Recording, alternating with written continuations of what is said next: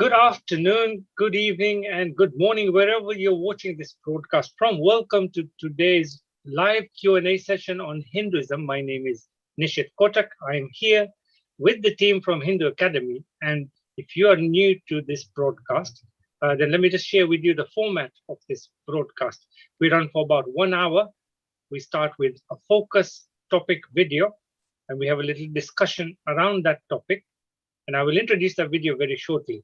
And after we've done that, we will then launch into answering your questions, which you can post live on air through Facebook. Our Facebook page is facebook.com/Hindu Academy. And our YouTube channel is youtube.com/Hindu Academy. So once again, welcome to today's broadcast. And today, the focus topic is on the concept of Maya. This is a very tricky concept that has caught out Hindus many a time. And we've got a little video from Jaybai, which is titled, "The Word Maya Has Harmed Hindus." So first, I will let you enjoy this video, and then we'll have a little discussion.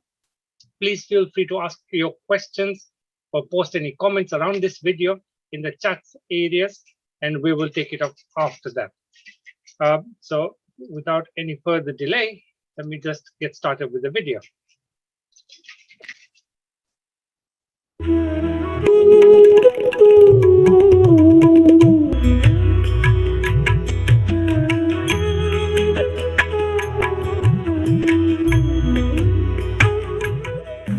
It's a very nice saying which says that, you see, this world is really like hell if you don't understand the importance of Maya. Because it's not to vilify Maya. If you vilify Maya, the world becomes a hell for you, because you are saying as if you're stuck in a prison of Maya. You are stuck in a world of illusion. It's a prison. It's hell for me. So if you misunderstand the word Maya, then the world becomes hell. And you see that a lot of intellectuals are like that, really kind of withdrawn and looking so depressed they should commit suicide straight away, you feel. Or maybe they do.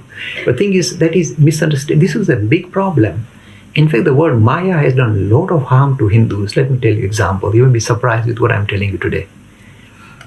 You see, Adi Shankara brought this idea of Maya, the world is illusion, about 1300 years ago. And if you look at the history of India, the foreign invasions, people walking all over us, started just after that. Because when we were being invaded, we said, oh, it's just appearance. Your appearance, they're thumping you. They're, stealing your women and, killing you and destroying your temple. Oh, this is all Maya. What Maya? So you see, the misunderstanding the word Maya, the Hindus have paid a heavy price of misunderstanding. The more recent kind of, understanding of Maya is quite different. When you vilify Maya's illusion, that means you have to run away from it. That you have not understood it. It is simply recognizing, Maya is just a recognition that the reality and the world that we live in, there is a disjointedness. Just making sure that you recognize that there is a disjoint between the reality and the world that you live in. And that is unavoidable. This is the name of Maya. Maya means that which can be measured. That's what it literally means. The deeper meaning is this: the fact that we try and make sense of the world with polarizing up, down, low, that in a way reduces our understanding of reality in its true color. We polarize it, we'll try and limit it. And that destroys, if you like, its potency, its free-flowingness.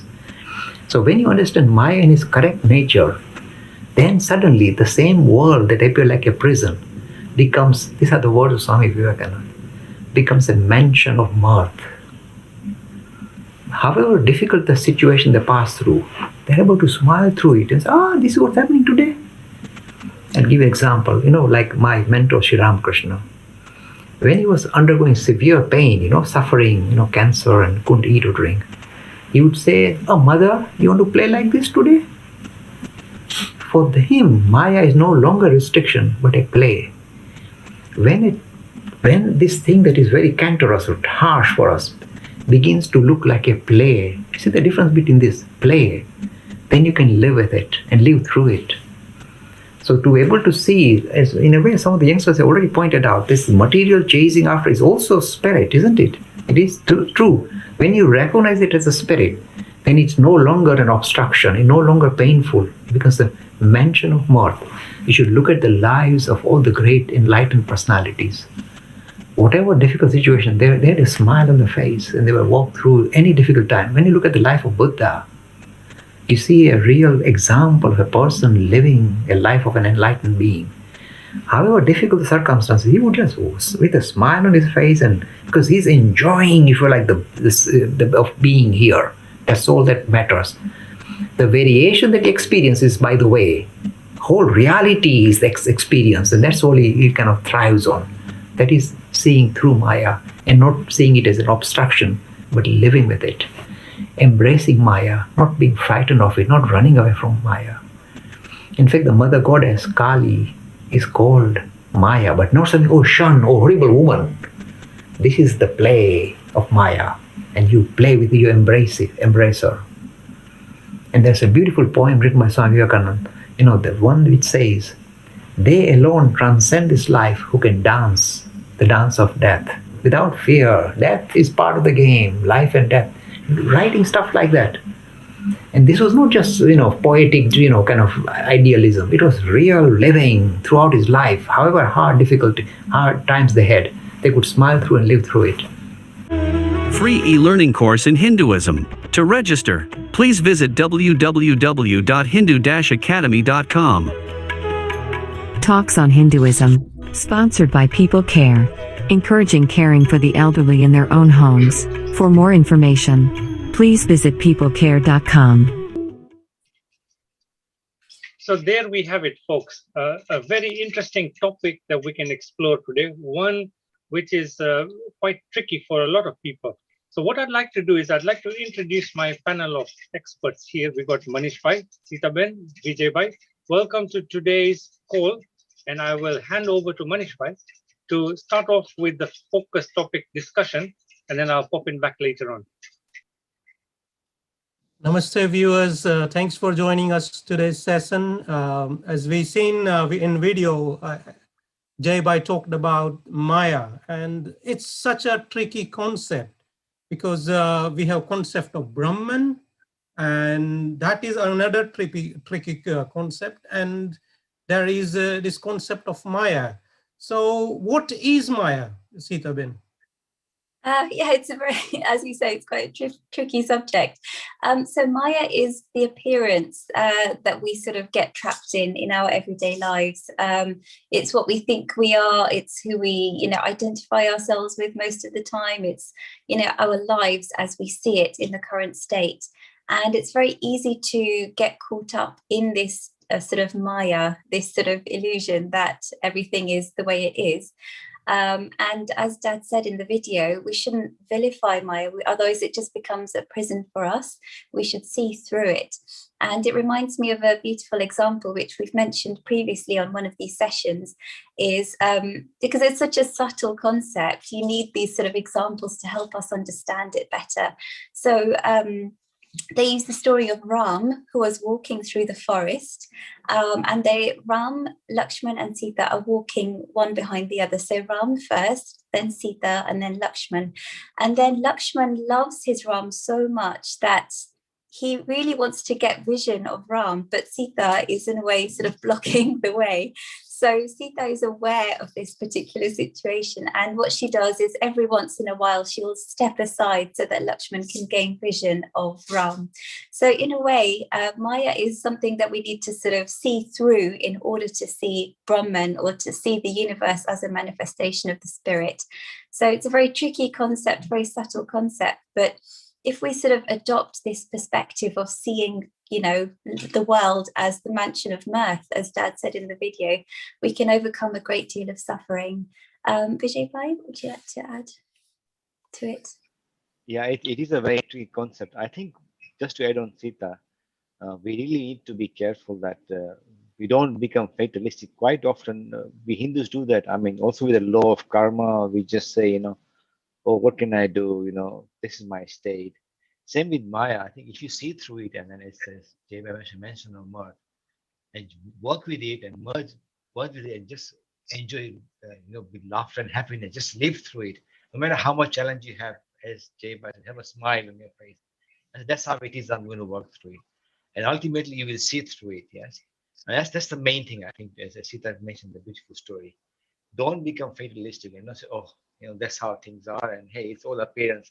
Let things happen as they happen, and don't work like that. Work with what you have and try and see through it. And that's the main thing about Maya. It's a quite tricky concept. Yes, I think the main thing about Maya was actually introduced by Adi Shankara. As a matter of fact, just to mention an interesting point is that quite often the Advait Vedantis are also called Mayavadis because they keep on bringing the idea of Maya every time we kind of explain their concept. But yeah, it's a very, very complex topic, and it goes in quite a bit of depth on what actually Maya is. But yeah, don't just see it as simplicity in the sense of something that, oh, it's coming in the way of my salvation, and then moksha, and then I should just become depressed. Don't do that. Play with it and merge it and see through it. Yeah. Wonderful explanation there, Sita Ben Vijay. So continuing on with this concept of Maya, we got a Moonlight. He's asked, why is Maya created? And Jai Bhai talked about a disjoint and what the world is and what it appears as. So what is that disjoint, Vijay Bhai? Okay, the thing is, it's a very tricky concept to explain as it is. I mean, that's a question a lot of people ask. Why is Maya there? And to be honest, there are different answers depending on which Vedantic scholar, Vedanta Acharya you follow. If you look at some of the tradition, like say the Pushti Mark, they believe Maya is part and parcel of God. It's actually God himself is part of Maya. Whereas in Shankara, Maya is seen as something that actually distracts you. As a matter of fact, it is said that once you achieve moksha, the idea of Maya disappears. So it is in that sense illusory, in the sense that it is the fluff and veil that covers your true nature. So when you take the fluff off and you find your true nature, that kind of disappears. So it is seen as blocking your thing. That's one example. The other example, as I mentioned, in the Dvait tradition, is seen as something that God creates himself for play. As Jai Bhai mentioned in the video, see it as part of play and interact and merge with it, despite no matter how tough it is, see it like that, and then you will see it through it as well. So yeah, it's tricky to explain that. There's no clear answer as such. And one more thing just to mention, actually, there's some tradition which also don't believe in Maya at all. Hindu tradition, they say Maya kind of makes the idea of Brahman a bit more impure. Some say that Maya should not exist at all. So different views. But as a rule, Maya is just seen as something that basically hides your true nature. The day you see it, like I think Ramakrishna Paramahans, when he touched Vivekananda, I remember everything went blank. There was nothing. I could just see, everything was transcended. So when you transcend, Maya doesn't exist. Yeah. Anyway, Sita.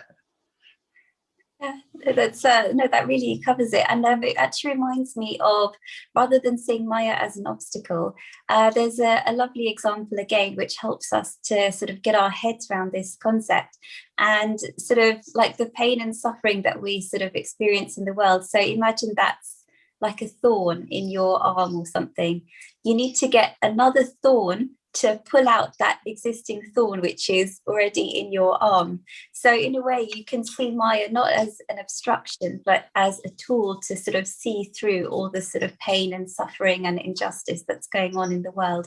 It's a very tricky, subtle concept, and when you're faced with all of the suffering, the injustice that's going on in the world, you think, what kind of a world is this, and why is the situation like this? Why is there this disjoint? Why is there all this suffering?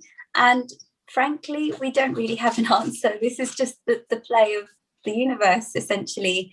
And we just we are in this situation, and all we can do is try and be strong and get through all the challenges that we face. Wonderful answer there, Sita Ben. So there you go. We need to use the Maya to get rid of the Maya. One tone, use another to remove another tone.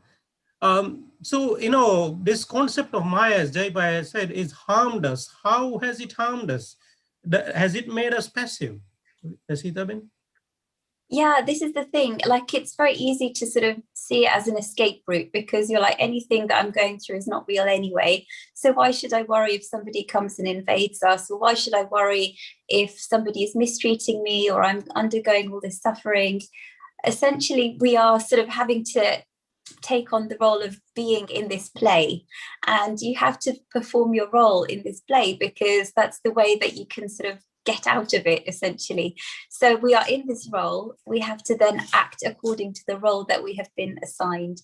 So yes, rather than sort of sitting back and being passive, which is, a very sort of not a good way of looking at the concept of Maya. You have to stand up and face the challenges and play your part in this grand scheme of things, essentially. And that's the way that we feel empowered, and that's the way that we can ultimately make spiritual progress, rather than just sitting on the corner and just watching everything passively. Vijay bhai? I think you've answered it. There's not much to add. All I said, don't be fatalistic. Don't just give up. Fight. Yeah, that's what I can say. Yeah. Right. So another statement that is used sometimes is Brahma Satya Jagat Mithya, means all this world is full of Maya anyway. So do we worry about the world and be active in it and do anything about it? Vijay bhai? Yeah, okay. I think that's a very famous thing from Shankara, if I remember that. Shankaracharya, Adi Shankaracharya. Jagat Mithya means is in a sense not true. Yeah, Brahma is the ultimate, only one ultimate reality which Shankara mentioned, which is Brahman. And Jagat Mithya, I think that is to inspire us to overcome Maya ultimate, just to remind us that ultimately we have to overcome Maya and realize the ultimate truth is only one Brahman. So as Sita says, you can use many tools. One of them is use Maya itself to overcome Maya and then find out this truth, which Shankara mentions, to realize that truth. That is kind of our goal, yes. So yeah, that's a very interesting saying, yeah. Sita? Yeah, there's not much I can add. That's amazing. So yeah, we just have to use Maya as a tool, and rather than seeing it as an obstruction. And it reminds us of the law of karma, this idea that, if you misunderstand the law of karma, it's very easy to become fatalistic to your own suffering, and also become indifferent to the suffering of others. We are sort of in this play of God, and we've been assigned our role, and we have to do what we can to do the right things, essentially, and make spiritual progress. And it's a really strange setup when you think about it. You're just like, why? And none of us really have the answer. This is just the nature of creation, and we just have to live with what we've got, essentially. What an interesting question is someone asking, okay, we say there is Maya there, but how do we grasp it in everyday life? Is there some examples of Maya in everyday life, Sita Ben? There is, I think personally, there's no example. Everything around us is essentially what we think we see is Maya. So your house, your clothes, your everything around you. I suppose, like, another way of understanding it is, you must have seen the film Matrix. That's another way of sort of understanding how, how these people just got plugged in and they sort of end up being in a whole different universe, essentially. And when they sort of unplug themselves, they realize that this is what the world actually is, or the universe actually is. So I suppose that film is actually a way of explaining Maya. We think we are living this kind of life and we're playing this role, but when we sort of identify ourselves with our true nature, we realize that everything that we thought we were doing is essentially not relevant anymore. But that discovery of the spirit is the ultimate of everything. And as long as we sort of keep that in our minds throughout our everyday lives, it keeps things in perspective. Vijay bhai? I think Sita, you answered beautifully. There's really not much to add on that. Yeah. Manish, right? Right, so we got two more questions on Maya. One is, how does one overcome Maya? And second is, how to see through Maya when you see injustice or hypocrisy? Vijay bhai? Yeah, a good question. I mean, as we just been discussing that, while you're in Maya, try and see through it, yes. But that doesn't mean that, again, don't be escapist. Say, look, this injustice, hypocrisy happening.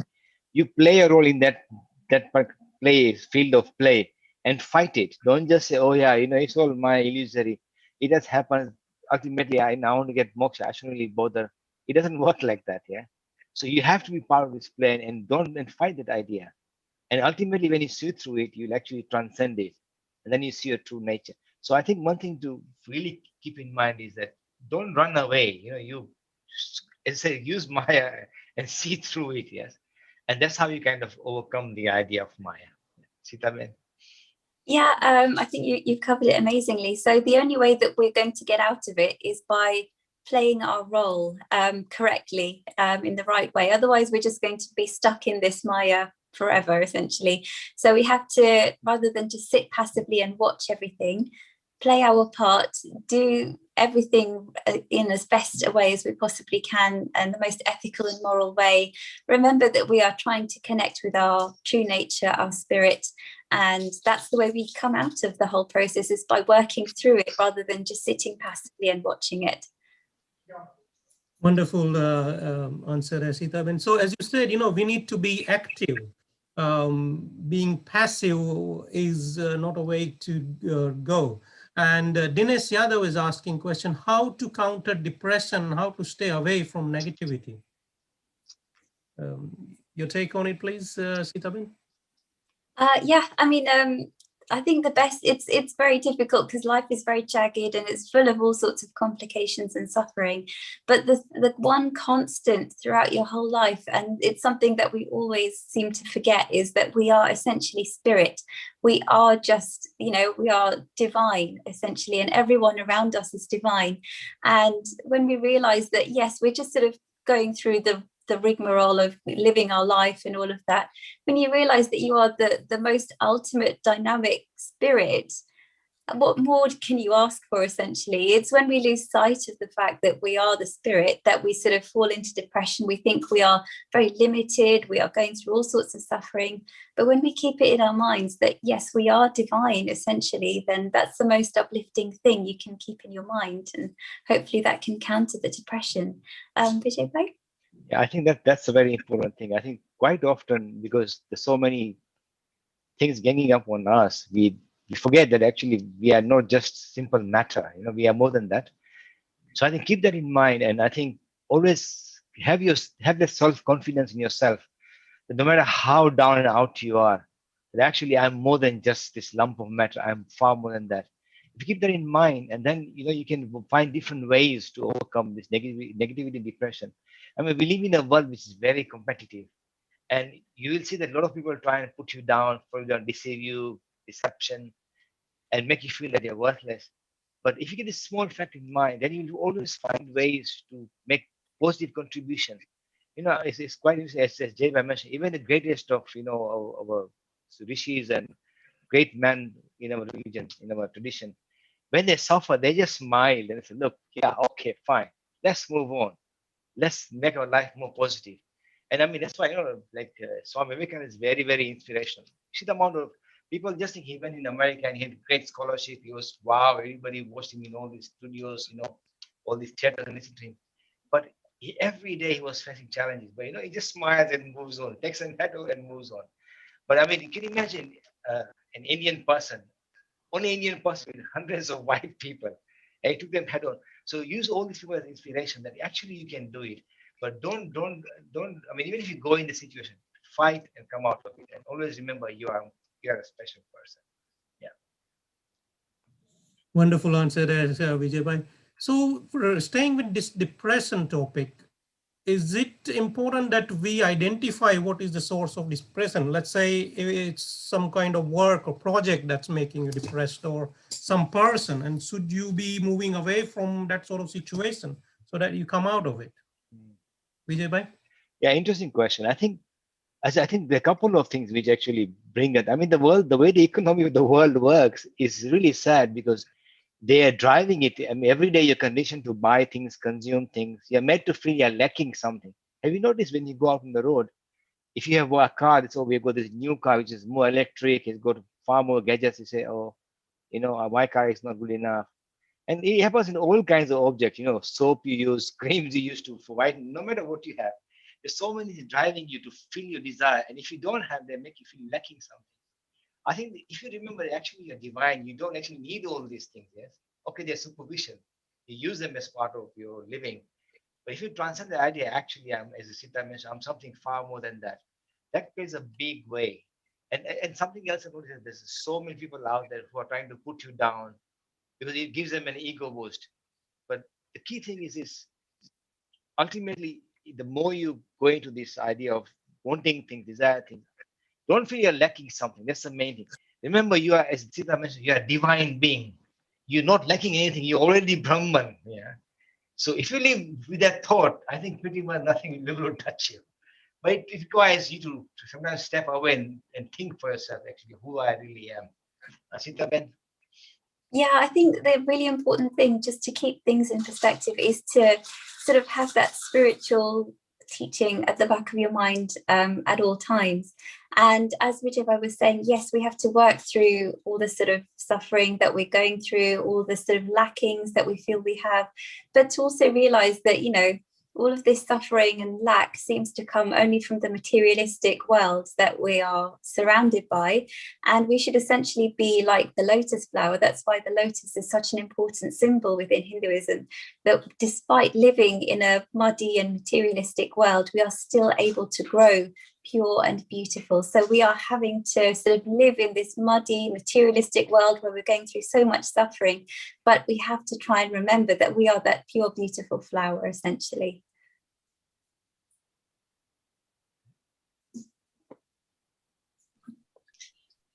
Right, so that's been an amazing focus topic that we've had. We're almost 25 minutes into the session now, and we will take on other questions as we go along.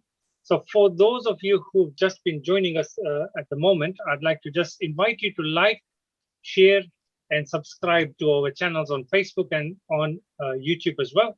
Please do remember we have a number of resources that you can enjoy for free.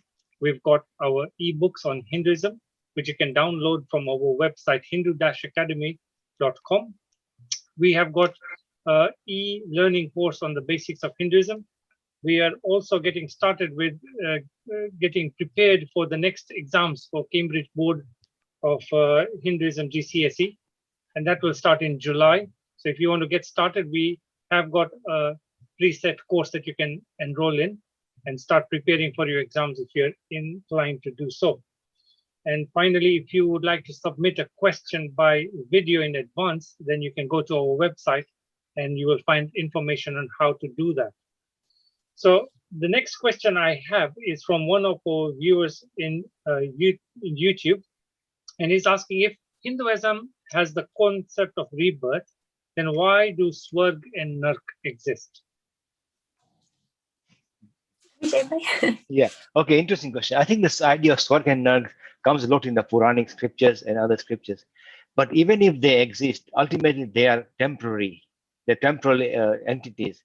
And some people will also say actually Swarg and Nark exist on earth. And it's just been discussing the topic of Maya. It depends on how you see Maya. If you see and you get attached to it and forget your true nature, then actually it is Nark for you, right? If you see through it and you say, look, I'm a pristine flower in this muddy pond, then actually you're living in Swarg anyway. So quite often it depends on how you see things and how you see through this veil and this fluff of Maya. Then actually you go Swarg and Nark even you're not. But nevertheless, of course, there are people who say, many scriptures talk about the idea of that if you live a very good life with good karma, you may get 1,000 years. I've seen some scriptures say that 1,000 years in Indra lok, Brahmlok. But once you've exhausted that, that positive fruits you have got, you still come back to earth because you still have to achieve moksha and transcend that. So yes, they do exist in some ideas of Hindu scriptures and some Hindu philosophy, but they are still temporal. Ultimately, you have to transcend them and discover, because they are still linked to the idea of time and space. You have to transcend them ultimately. So yes, in that sense, they're illusory and very temporal. Asita Ben? Yeah, I think you've covered it amazingly. So you kind of create your own heaven or hell on earth right now, depending on your perspective on life, depending on how positive or negative your mindset is, you create your own heaven or hell. But as Vijay was saying, within Hindu mythology, there are all of these Swarg and Nark and everything like that. But we do actually believe that after a person passes away, like they sort of, in a way, live in a sort of dream-like state. And depending on, what they've done and their past impressions, they kind of create their own sort of temporary world, which they live in, which is either happy or sad or whatever it is, depending on the mindset of that person. But the important thing to remember is they need to come back and get reborn again to continue their spiritual journey. Because if you're stuck in this dream world, you're not going to make any spiritual progress. Fabulous. We have another question from a Facebook viewer, Anuj Panwar. He's asking, the gist of the Gita is to overcome the three gunas, which is Rajasic, Tamasic, and Sattvic. Which is the fourth guna? Okay, actually, there is no fourth guna. Remember, the gunas are very beautiful idea. Gunas actually come with creation. So the Sankhya Darshan, which is by Acharya Kapil Muni, one of the 6 darshans, and Sankhya Darshan is actually one of my favorites. For the first time, Acharya Kapil Muni brought these 3 ideas to explain the idea of creation. So 3 gunas, actually Gita talks about it everywhere. The nature, yes, innate nature of everything is these 3 gunas. And it's quite interesting that if you don't understand the 3 gunas, it's very difficult to understand the Gita. So yes, the 4th guna is you transcend those gunas and you achieve moksha really. That is the 4th guna. But yeah, I mean, it is actually seen as, if you believe in the Sankhya Darshan, Sankhya Kapil Muni believes there's 2 eternal realities. The Purushaya, which is the idea of the spirit, or Brahman, whatever, and the Prakriti, which is creation. These are 2 eternal realities. The day creation takes place and the forces go out of sync, and we get merged in and we think we are part of these gunas, then there's creation. The day we free ourselves from the gunas, actually we transcend. It's not the gunas are best. Sattva guna is very good, but if you go to a sattvic, Krishna Bhagavan very clearly says that one should move from tamas, rajas, and ultimately to sattva. And if you move to sattva, then ultimately you go to moksha. So you have to transcend these 3, so you go to moksha. So in effect, you can see the moksha is the 4th guna, I guess. Yeah, in that sense. But they are seen as part of Prakriti. So yeah, the first guna is actually transcending all these 3 gunas. Sita, man? I think you've covered it amazingly. So yeah, it says in the Bhagavad Gita, you have to move from tamas to rajas and then rajas to sattva. But essentially, all of these 3 gunas are part of Prakriti, they're part of creation. And the ultimate aim of these whole progression given in the gunas is to move from Prakriti to Purush, which is essentially that understanding of yourself as the spirit. So the 3 gunas in that sense can help us transcend from Prakriti, which is the creation, to Purush, which is the spirit. Fabulous. We have one question from a viewer on Periscope, and the question was, bear with me.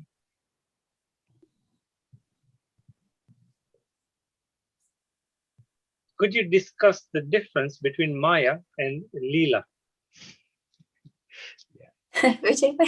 Okay, look, the thing is this, right? As I said, it depends on which Vedantic tradition you come from. If you come from the, say, Shuddha Dvait, actually Shuddha means, pure. They don't believe in the idea of Maya as something illusory. They believe Maya is actually Leela. So God's Leela, God's play. So Maya can be seen in 2 ways. I think Jay Bhai has mentioned in many videos. If you're from the Dvait tradition, then Maya is seen as God's play, God's Leela. God actually creates Maya and he plays in it with us. So when you suffer, God suffers. When you're happy, God suffers. So we are part and parcel of God's creation and we play into it. As Shankara sees as Maya as something kind of temporal, which is illusory, which covers a true nature. So something that kind of hides a true nature. There's 2 ways of seeing that. So in this, Leela can be seen as God's play. So you can see as Maya from that tradition. Or Maya can be seen as something that's ultimately not. Because remember, Shankara believes, as Manish mentioned, this Brahma Satya Jagat Mithya, right?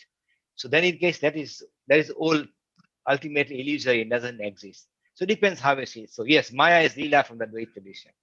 Yeah.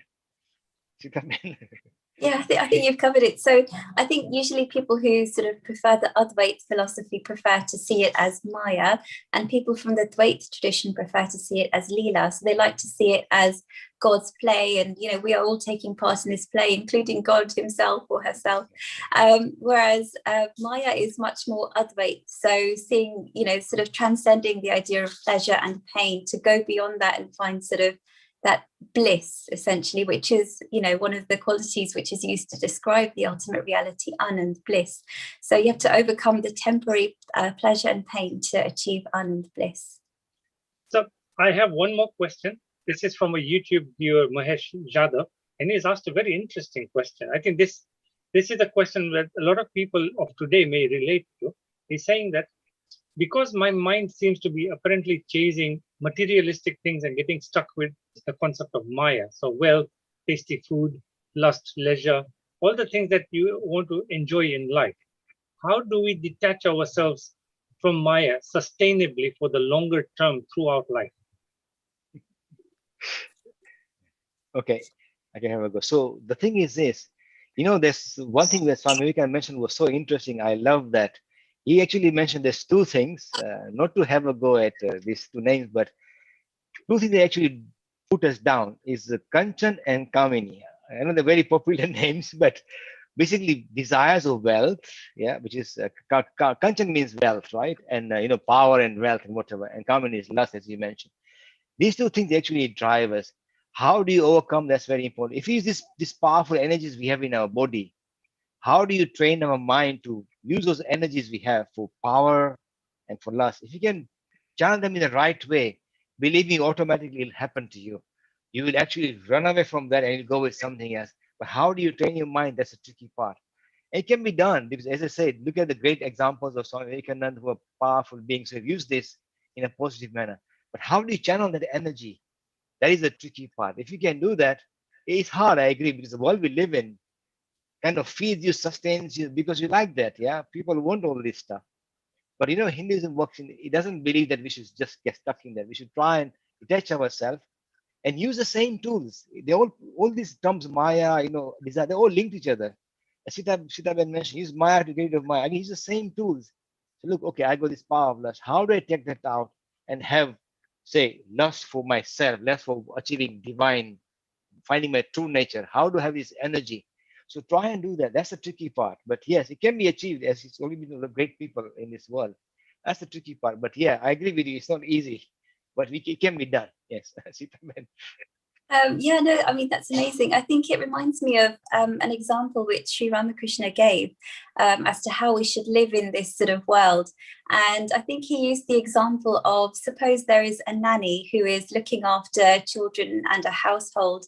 She's looking after the children and the household and looking after everybody, but her mind is always back to her own home, her own children.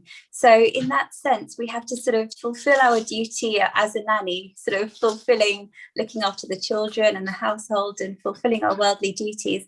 But our mind is always back home, and home is that realization that we are spirit.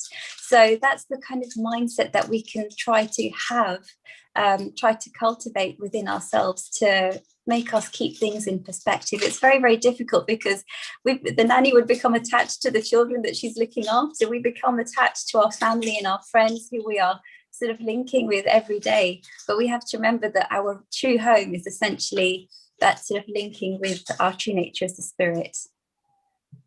That's wonderful answer there, Sitaben. This story of Nani is a wonderful example of treating how to deal with Maya. We got many questions coming on in Maya, so just to touch with some of them. One is Moonlight asking, why is Maya created? I think we covered that. He's asking, who is the creator of Maya? Someone's asked, why was Maya created by Brahman? And there is a question from Harshit Chaudhary saying, is Prakruti, or nature, is also Maya? And how is Maya a barrier to moksha? All roll into one, Sitaben. My goodness, that's a lot. Yeah, I don't even know where to start. So yes, I think Prakriti is basically this, it's the manifestation of Purush, manifestation of spirit, and that's the world that we are living in. And people therefore call that Maya, because that's not the ultimate, the truth. The truth is Purush, the person that we're trying to sort of identify ourselves with, is spirit. So yeah, we have to sort of continue living our role in this world. We don't know why it was created like this. We just have to be honest, and we can try and speculate as much as we can, but it's one of those sort of unknowable things that we can't really provide a logical explanation to, a logical answer.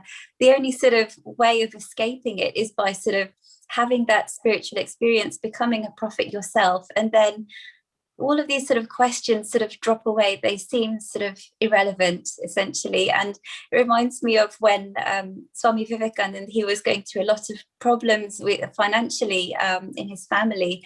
And he went to Sri Ramakrishna, and Ramakrishna said, why don't you go and ask Goddess Kali? She will help solve all your problems. And then he would go to the Kali temple saying, yeah, I need to ask for money. I need to ask for this.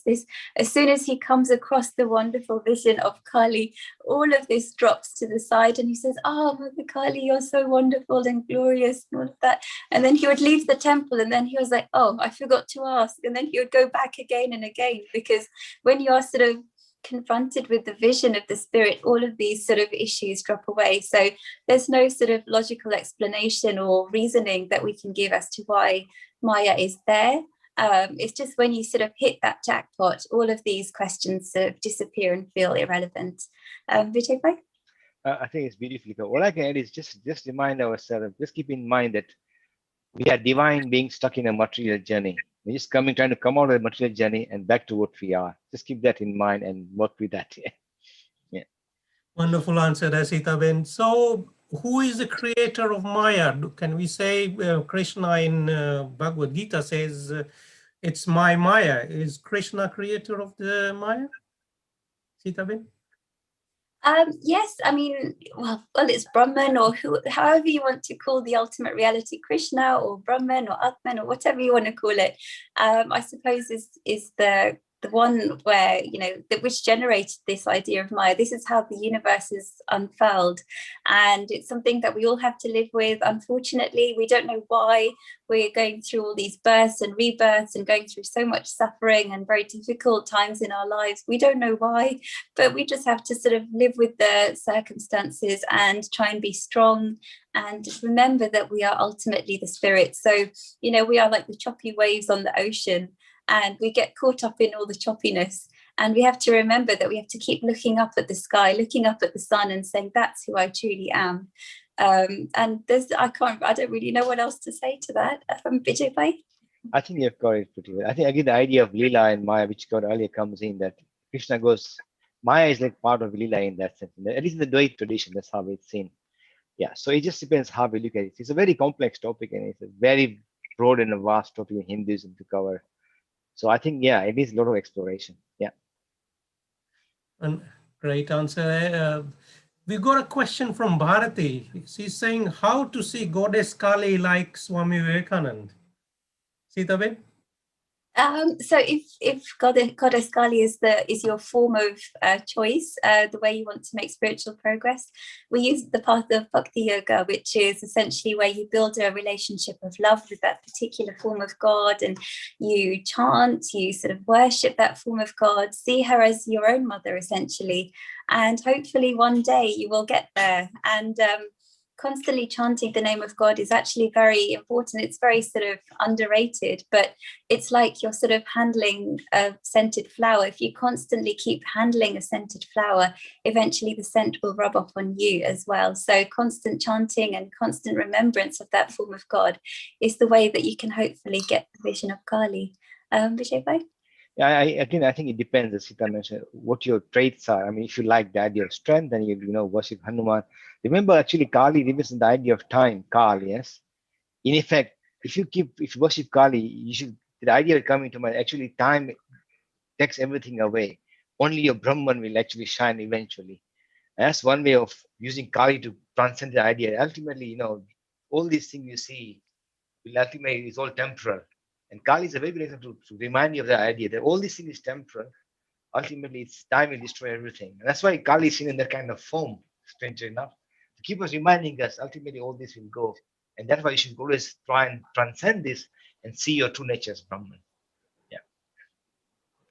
Wonderful answer there, Vijay bhai and Sita Ben. So if someone's not very bhakti inclined, so not that interested in, but interested in a particular God, what should they do? Should they be seeing that God, try to see God in all the other people and serve God that way? Let's say if they are more karma inclined. So, Vijay bhai? I mean that is the beauty of the Gita. Gita actually explains to us there is, even Krishna got confused when, Arjun got confused when Krishna said, Gnan Marg is the best Marg, chapter 2. And then he goes, at the end of chapter 2, actually, by the way, karma is absolutely amazing. And Krishna goes, you both are kind of amazing, so which one do I choose? But that's the beauty about Hinduism. We have so many ways to look. Ultimately, the jackpot is the same. As Jaiba quite often mentions that if you succeed in karma marg, you get an honorary degree in the other 3 marks. Because ultimately, it's the same thing, right? But everybody's inclined to see the spirit in different ways. And Sita has mentioned so many times, you can do in dance, music, art, not just purely bhakti. There's so many disciplines you can have, intellect, yoga, meditation. And depending on your characteristics and traits, you can use different ways to make spiritual progress. There is not just one blind way, or you must follow this particular template, or you must follow this book. If you don't follow this, doom on you. We don't believe that, yes. We give so many beautiful options. And that's the beauty of that's why Gita is, lasted for so long. It's such inspirational because it gives all these options, and every option is ultimate. And that's the beauty about it, yes, And they're all ultimate because there's only one ultimate. They reach the same goal. So yeah, it depends. I mean, if you like karma marg, if you don't like sitting in a temple and you get really itchy and you don't like it, yeah, please serve God in others. You're serving the living God anyway. Also, actually, even the God in the temple loves you to do that. When you serve others, he's also very happy. So either way you win, yeah. So no problem there. Sita Ben. Yeah, I mean, that's again, as you said, it's amazing the flexibility that we are given. So suppose you are inclined towards bhakti yoga and karma yoga, you can do both. You can mix and match. It's not like a one linear pathway. You can mix and match and even create your own particular pathway to God, which we haven't even thought about yet. So yes, bhakti and karma can mix, or whichever sort of combination you want to use, they will all lead to the same ultimate. Wonderful answer there, Sita Ben. We go to one question. That was the first question of the day, is from Adityan K. Can a married person attain moksha? Sita Ben? Yes, Ramakrishna was married. And I think that's probably the reason that he got married, is to show that even as in that sense, as a householder, you can still make spiritual progress and achieve that goal, essentially, because through being a householder, you're able to fulfill the 4 aims of Hindu life: dharma, artha, kama, and moksha. The most important one being moksha, essentially finding your true self. So you're sort of, again, it's that example of the lotus. You're living in the householder life, you're living this muddy materialistic world, but maintaining that sense of purity within yourself, that you are essentially spirit, and sort of having that sense of detachment that, yes, I'm fulfilling my role, like I'm the nanny of the house, I'm fulfilling my role, but my mind is essentially home, which is your true self, essentially. Vijay Bhai? Yeah, I think Sita got it very nicely, because yes, there is absolutely nothing stopping if you're married to achieve moksha. The other example, which is quite popular in the Gujarati tradition, is the idea of Jalaram Bapa. Jalaram was married to Veerbai, and they are both very powerful spiritual partners. They actually kind of pushed each other on to be more spiritual. So in a way, you can call it a wonderful Jugal Bandi, where both of them push each other to be more spiritual. So yes, there are many, many examples like that, where married people have intensely spiritual and kind of help each other to achieve moksha. I mean, that's one of the, as I mentioned, one of the 4 aims of Hindu life, moksha. And when you get married, we do that as well. Then we go around the fire 4 times, the 4 Purushas, yes. And one of them is moksha. So of course, if you've got a spiritual partner, hey, it makes it easier in that sense. So wonderful, yeah. Oh, that's a great answer there, Vijay Bhai. And it's great to hear about Jalaram Bapa and Veerbai Madam. It's they are wonderful example. And Jalaram Bapa, as you said, he started the Sadavarat feeding poor daily, and it still continues to this day. So we see the wonderful work he started still carrying on. It's so great to see. We got a question from Bharti. She's saying, do you know of any links for a book I can read about the Upanishads? I'm really interested to read the Upanishads, but I cannot find them anywhere. Bharti, try Ramakrishna Mission. That is the best place to go. If you search for Ramakrishna Mission, they normally have a bookstore and things you can order online, and they have many online material as well. So you should be able to find good stuff there, good books there. Harshad Patel is asking, is astrology in Hinduism real or just another tool to fool people, or is there any logic in it? Vijay Bhai? I don't want to offend people, but all I can say is this: look, I personally don't believe in astrology, but I do accept that the whole universe and all of us are linked to each other. I mean, that's the beauty about Hinduism. Don't forget, all living things are divine. Yeah, all living things have soul. In that sense, all Indic traditions are different, because in the Abrahamic traditions, only humans have soul. The rest is just God's bounty for us to enjoy, right? We don't see that way. So in effect, Hinduism is very well connected with everything. So yes, there's an underlying force, the idea of spirit or Brahman, which is part of, we all link to each other and perhaps linked to the universe in that sense, because Brahman is all pervasive. So yes, there may be forces which kind of link all to us together, and that's okay. But I think the other thing is Jyotishri, or the idea of is one of the Vedangas, the 6 arms of the Veda studies, Vedanga or Vedic studies. And I've been to some schools in India where they do astrology, and they do all kinds of stuff. But I don't understand it. And to be honest, I try to say, look, as we mentioned about Maya, fight it out and just succeed. Even if things go bad for you, don't worry, just fight it out. If you rely too much on astrology, I think you become fatalistic and your life is controlled by somebody else or some sort of chart. Remember, you are divine. Go through these charts and see through them and just fight it out and succeed. Yeah. But look, I know a lot of people love it and good for them. But I personally am not into astrology. That's all I can say. And be careful. There's some who actually will trick you, take money off you. I know there's some organizations out there who you pay a monthly fee by direct debit, and every week they give you some nice astrological features and you love it.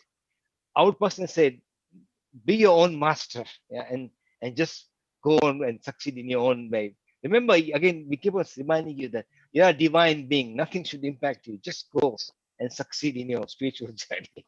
Sitaben. Yeah, I mean, I completely agree. I don't believe in astrology for a moment, but there are people who do, and it's up to them. But you have to sort of keep it in check and make sure you don't let your life be completely controlled by astrology. Actually, it's more empowering to not look at those charts at all. And as Swami Vivekananda says, don't let the stars control you. You can move the stars.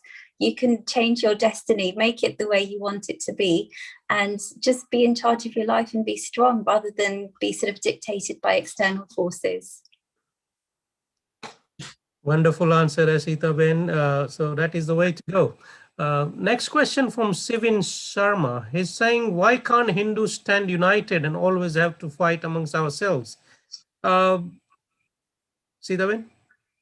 Actually, I think, Hindus have got a relatively okay track record when you compare it to people from other places around the world. I don't want to say too much, but because we've got this very sort of pluralistic sort of nature, which is inbuilt in Hinduism and in India, for thousands of years, we've had people of different religions, different backgrounds living in India, and they've integrated very well, compared to other parts of the world where there's been all sorts of fightings and conversions and all of that. At least we don't go around trying to convert other people or, force other people to change their spiritual outlook.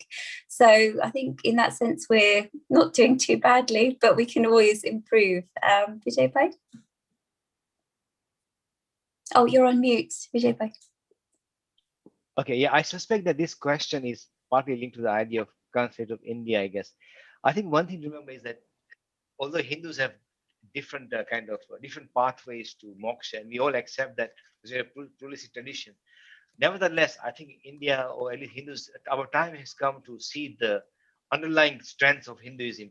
And one of them is the idea of dharma, because remember, we always dharmic faith. I think because we've been ruled for 1,000 years by other faiths, India has been ruled for so long, quite often we tend to aid the West in many things we see. And I know there's some Hindus who say, oh, we should follow the Western idea. But India or Hinduism has come some very powerful inherent strengths. One is the idea of dharma. And there's so many strengths we have. I think if we become more aware of the strengths, I'm pretty sure that Hindus will get more united and actually stand on their own idea and on their own civilization strength. And that's something I think Hindus have to work for them. Current fight, I've seen a lot of Hindus have no idea of the beauty of Hinduism. If that comes out and kind of flowers, I think Hindus will actually unite and feel much more stronger and much more able to stand on their own feet. Is all I would say the Hindus should just stand up and learn the beauty of their own faith. As Sita has mentioned, and we keep mentioning, learn your own Hindu dharma first. If you understand that, nothing can take you. You automatically become united and stand for it. Yeah. Wonderful answer there, Vijay. I agree with you completely that that comprehensive study of Hinduism throughout Hindus should help unite us, and that is the way to go. So education of Hinduism is the most important thing. We got Charmaine asking very interesting question. As we see Raman Maharshi talking about who am I, try to discover who am I. And she's asking, are we grappling with Maya because we consider ourselves more as a matter, whereas we are spiritual being? Sitaben? Yes, exactly. Because we always sort of identify ourselves as being, oh, this is my name, this is me, this is where I live. And you sort of wrap yourself up in that sort of identity, which is not who you actually are at all. So yes, we have to sort of, overcome that, which is essentially part of the Maya that we've been talking about, and realize who we actually are, which is Atman or Brahman or spirit or whatever you want to call it. So yes, that's ultimately who am I? Who am I is the search for who you truly are, not who you think you are. And that's essentially the conclusion of Hindu philosophy, is you discover your true self through a variety of different ways, whether it's meditation or focusing on a particular form of God. We'll ultimately all hopefully get to that destination one day. Vijay? Now, there's not much to it. All I can say, Shaman, you hit the nail on the head. Basically, this is the issue here, right? People identify this more with matter than they actually who they are. So, yeah. Perfect. Wonderful. So we are coming up almost to the 1 hour mark for today's broadcast. We've had a lot of interaction today, both on Facebook and YouTube as well. Do we always have to be in agreement? No, we don't. But what we do say is we allow a great discussion to happen on this forum today. You may see it one way, we may see it another, but that's the beauty of it. We allow a conversation and we allow each other to explore Hinduism in a deeper, more meaningful way in today's context, in a modern way. So to close the broadcast for today, I'd like to ask one question that's from my side, which is, can you help us define the meaning of life in Hinduism using the 4 concepts of dharma, artha, kama, and moksha?